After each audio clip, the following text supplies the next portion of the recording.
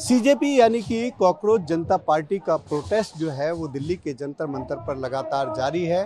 और आप देख रहे हैं सामने तस्वीरों में कि अभी भी लोग जो है रात के करीब 10:30 बज चुके हैं, लेकिन काफ़ी तादाद में लोग जो है यहाँ पर टिके हुए हैं। नारेबाजी हो रही है और इनकी एक ही मांग है कि जो धर्मेंद्र प्रधान है उसका इस्तीफा दिया जाए।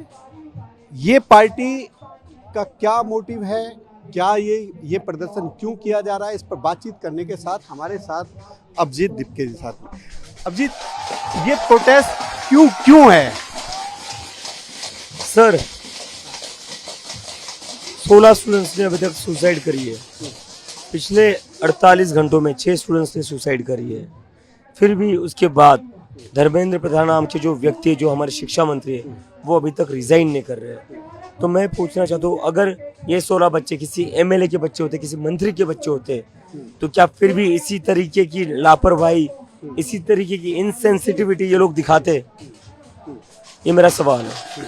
अच्छा, ये बताइए कि लोग जो है कह रहे हैं कि कौन है अभिजीत दीपके, कहाँ से आते हैं, ये कॉकरोच की शक्ल में कहाँ से आ गए? अभिजीत दीपके कौन है, कहाँ से आते, ये इम्पोर्टेंट नहीं है।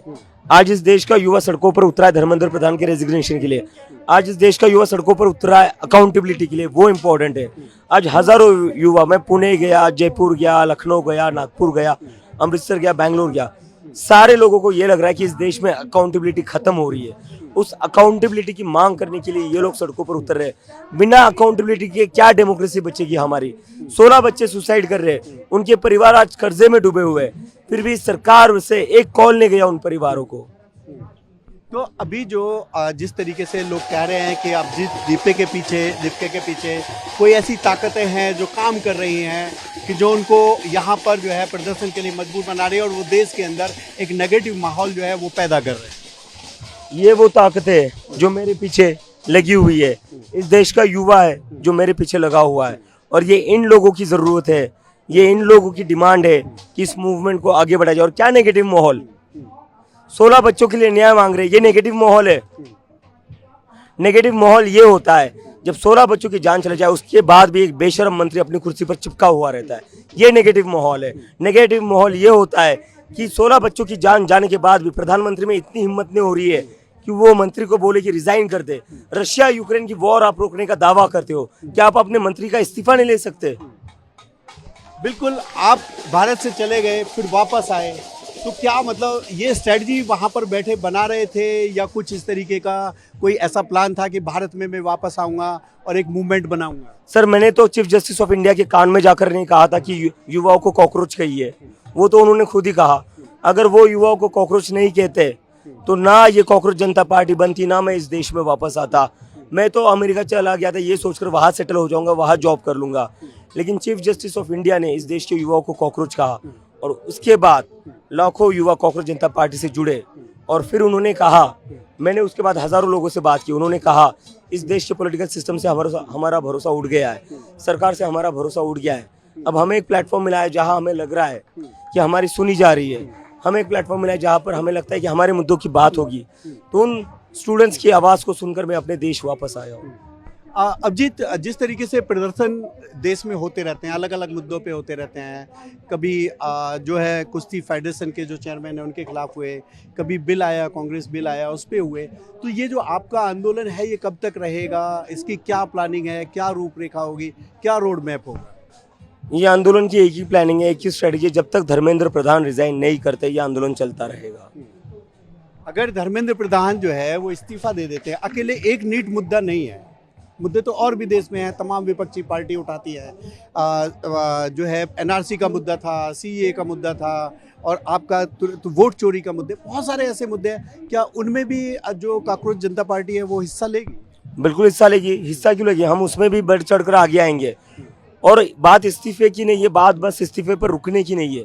बात यह है कि इस सरकार में किसी भी मंत्री के अंदर डर नहीं है कि अगर कुछ गलत होता है, अगर कोई भ्रष्टाचार होता है, अगर कोई बच्चे सुसाइड करते हैं तो उसके बाद उनकी कुर्सी जा सकती है।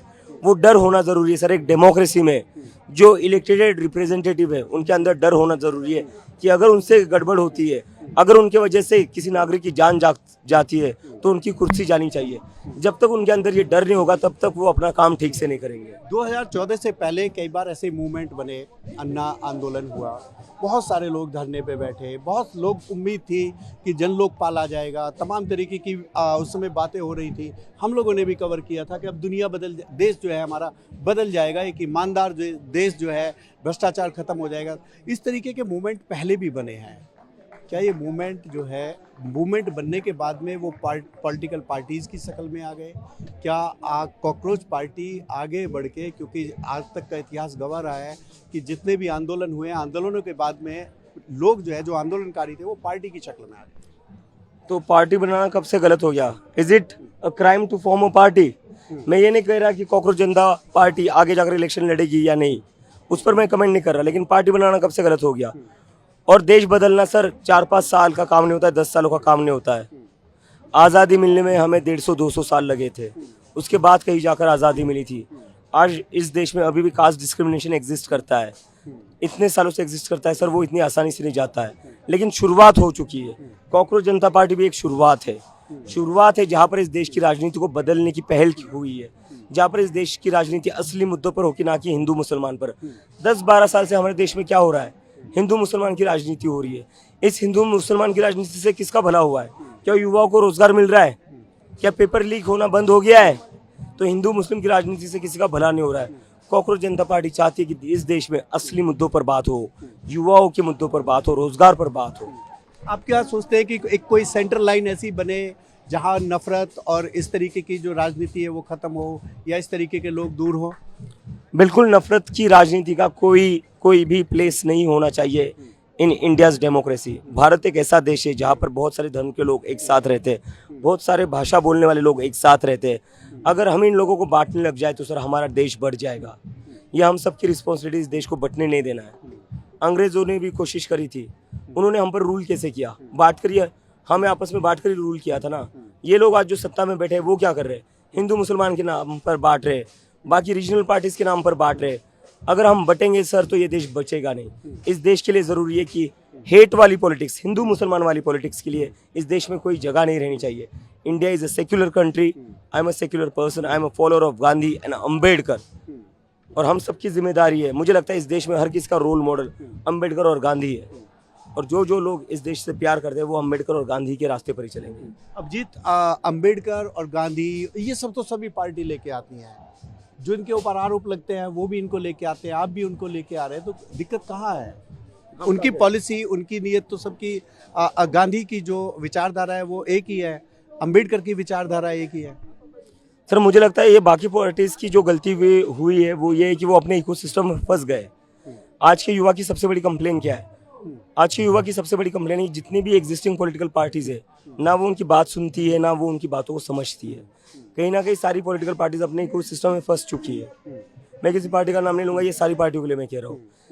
ये इसीलिए कॉकरोच जनता पार्टी के पीछे लोग निकले हुए हैं, क्योंकि आज की जितनी भी पार्टियां हैं उन्होंने सुनना बंद कर दिया है, उन्होंने देखना बंद कर दिया है, उन्होंने बस इलेक्शन पर फोकस रखा है। आप बस इलेक्शन के वक्त एक्टिव हो जाते हो, फिर चाहे वो बीजेपी हो या कोई भी पार्टी हो, आपने बस पॉलिटिक्स को इलेक्शन तक ही लिमिटेड कर दिया है। That is not politics. Politics is about working all 5 years for the people, for raising the issues of the people for all 5 years, not just voting once in a 5 year. बिल्कुल, आपने एक बहुत बड़ा digital platform आपने तैयार कर लिया है, उस पर मिलियंस में आपके फॉलोवर्स हैं। क्या आपको लगता है कि ज़मीन पे भी वो फॉलोवर्स आपके साथ खड़े होंगे? क्योंकि मैंने आपके तो 2 प्रोटेस्ट देखे, तो ये लोग कौन है? इतनी ज़्यादा तादाद में नहीं है कि जैसे मिलियंस में है। सर 22 मिलियन तो दिल्ली की पॉपुलेशन भी नहीं है, 22 मिलियन तो बेंगलुरु की पॉपुलेशन नहीं है।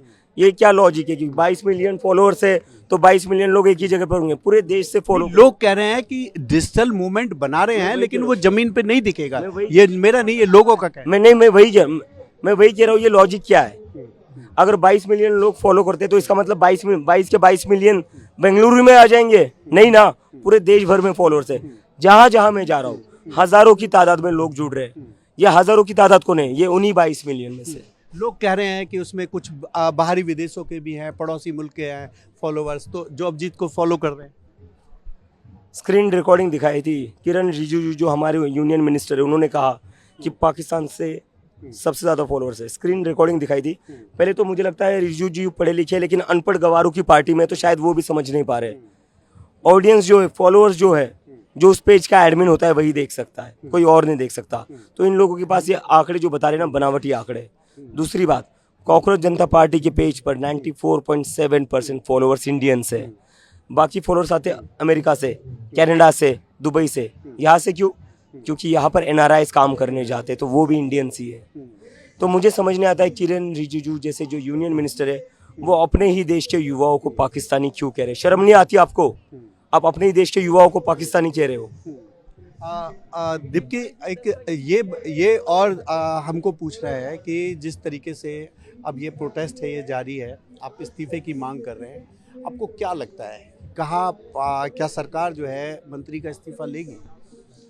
लेना ही पड़ेगा, नहीं लेंगे तो हम बैठे रहेंगे। इस देश के किसानों को भी 1 साल तक बैठा रहना पड़ा था काले कानून वापस लेने के लिए, तो उनसे प्रेरणा लेकर हम भी बैठे रहेंगे। जब तक इस्तीफा नहीं होगा हम वापस नहीं जाएंगे।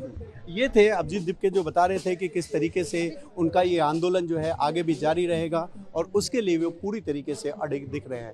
कैमरा पर्सन सुनील के साथ में यूसुफ, न्यूज़ 24 दिल्ली।